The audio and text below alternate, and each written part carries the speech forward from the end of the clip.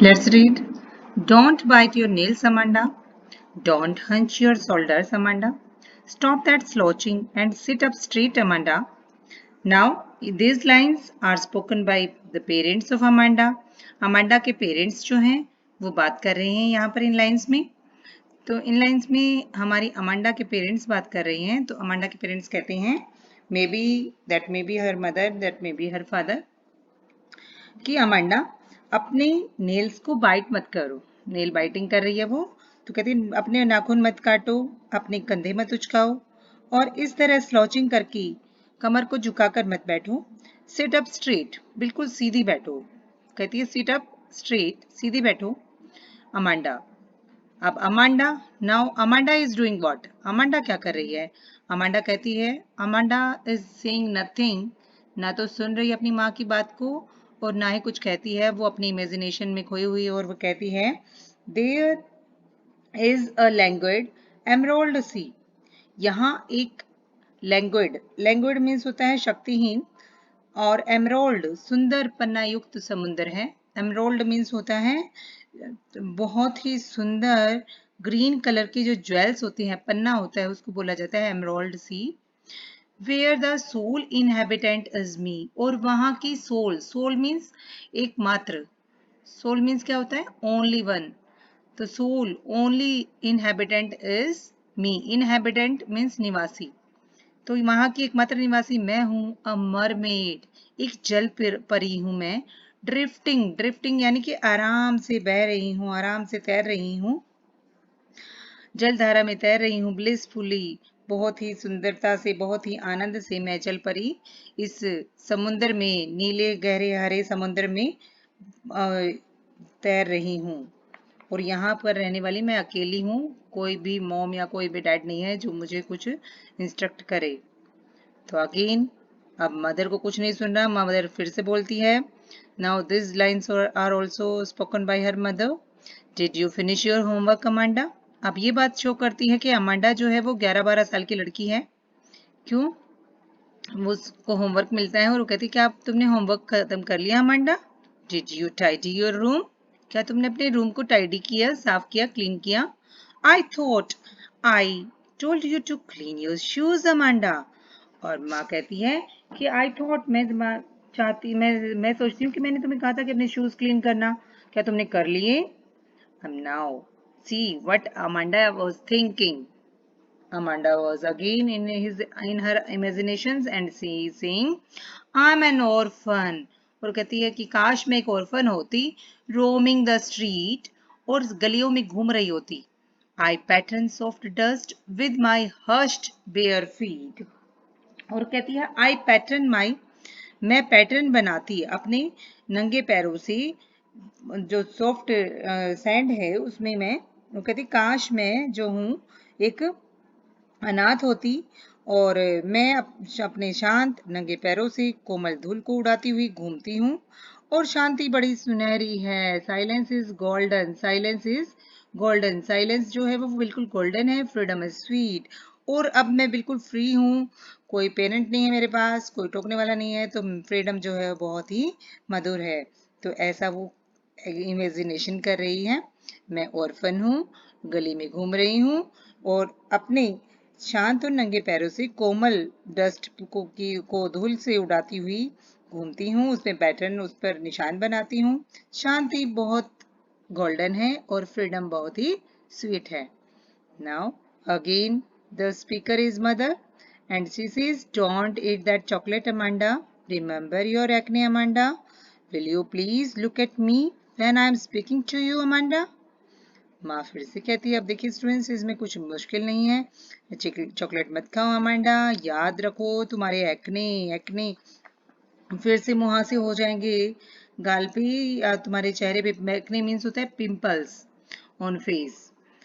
Will you please look at me. क्या तुम मेरी तरफ देखोगी? I am speaking to you. मैं तुमसे बात कर रही हूँ Amanda. But Amanda was in her imagination, world of imagination, and she is thinking I am Rupanchal. मैं तो रैपुंजल हूँ. And I have not a care, मुझे कोई परवाह नहीं है। Life in a tower is tranquil and rare, और life जो इस टावर में है, इस मीनार में जो जीवन है वो बहुत ही ट्रैंक्विल एंड रेयर है। ट्रैंक्विल होता है पीसफुल, शांत, और रेयर मीन्स दुर्लभ, मुश्किल से मिलने वाला। And I will certainly never let down my bright hair, आपने रैपुंजल की कहानी सुनी होगी। उसने अपने बाल नीचे लटकाए थे और जिससे राजकुमार जो था ऊपर आ गया था, और इसकी वजह से उसको फिर जो विच थी उसने उसको काफी सजा दी थी। तो ये कहती है कि मैं तो अपने बालों को कभी नहीं, अपने ब्राइट हेयर को कभी नीचे नहीं गिराऊंगी। Again mother saying, stop that sulking at once, Amanda. Amanda, इसी समय एकदम से खत्म कर दो ये सब sulking. Amanda, you are always so moody, तुम हमेशा कितनी मूडी होती हो, बिल्कुल भी सुनती नहीं हो, बिल्कुल भी। बोले सल्किंग, सल्किंग मीन्स क्या होता है? सल्किंग मीन्स सोलन और मोरस, उदास या खिन। जिस तरह से वो चुपचाप बैठी है, कुछ जवाब नहीं दे रही, तो माँ कहती है कि अमांडा ये इस तरह से मुंह बना के बैठना बंद करो। You are always so moody Amanda, तुम हमेशा कितनी मूडी होती हो Amanda. Anyone would think that I nagged at you, कोई हमें सुन रहा होगा तो उसे लग रहा होगा कि मैं तुम्हारे ऊपर कितना चिल्लाती हूँ, कितना तुम्हें बोलती रहती हूँ, डांटती रहती हूँ Amanda. So this was the poem by Robin Callan. You have seen. If you want to, now let's see the rhyming scheme. Rhyming scheme क्या होगी? Amanda, Amanda, straight, Amanda.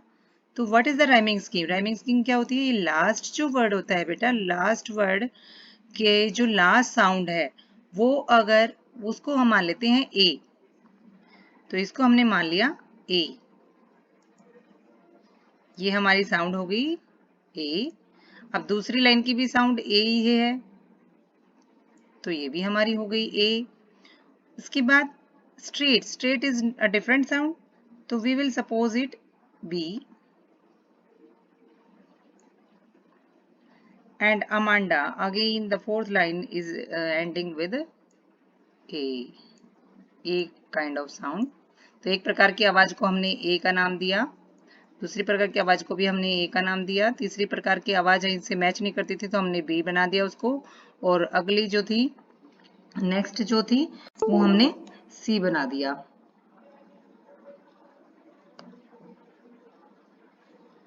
तो आप देख सकते हैं यहाँ पर स्टूडेंट्स, आपको आई होप आपको समझ में आ गया होगा राइमिंग स्कीम कैसे निकालते हैं। अगर राइमिंग वर्ड पूछा जाए तो Amanda, Amanda and straight, Amanda, ये हमारे राइमिंग वर्ड हो गए। अगर पूछते हैं कि राइमिंग स्कीम बताइए, तो राइमिंग स्कीम आप बता देंगे ए बी ए। तो हर एक स्टेंजा की देखते हैं सेम है कि अलग है। इसकी देखिए, सी मी ब्लिसफुली, तो सी मी की साउंड एक जैसी है, तो हम इन दोनों को ए देंगे नाम, A B. Again A B A, street, feet, sweet. अब इसमें देखिए तीनों की राइमिंग स्कीम एक ही है। तो this was the poem by Robin Klein and the name of the poem is are Amanda. This is must to learn, and I will make another video in which I will tell you which questions are asked in this from this poem. अब इस poem में से mainly क्या question पूछा जाता है? इसमें से मोस्टली क्वेश्चन आता है how old do you think Amanda is, आपको क्या लगता है? अगर इसके क्वेश्चंस की बात करें तो इसका जो ये फर्स्ट क्वेश्चन है दैट इज वेरी इंपॉर्टेंट। ये वाला क्वेश्चन स्टूडेंट्स आप हमें जरूर पढ़ के जाइएगा कि how old do you think Amanda is, how do you know this, आपको कैसे पता चला ये? तो आपको क्या लगता है? Amanda is I think 7 or 8 years old girl. We know it by the fact that her mother tells her to do homework and advise her not to eat chocolates and remember her acne.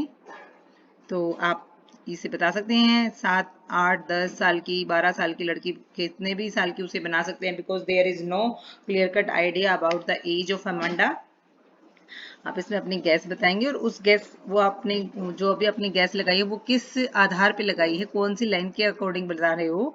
अगर उसके 5-6 साल की लड़की बताते हो, 7-8 साल की लड़की बताते हो, उसके होमवर्क के बारे में बता दो, या फिर उसे 11-12 साल की अगर हम बताते हैं तो आप उसे बताएंगे कि उसके चेहरे पर एक्ने थे जो मोस्टली 11-12 साल की एज में ही निकलते हैं बच्चों के चेहरे पे।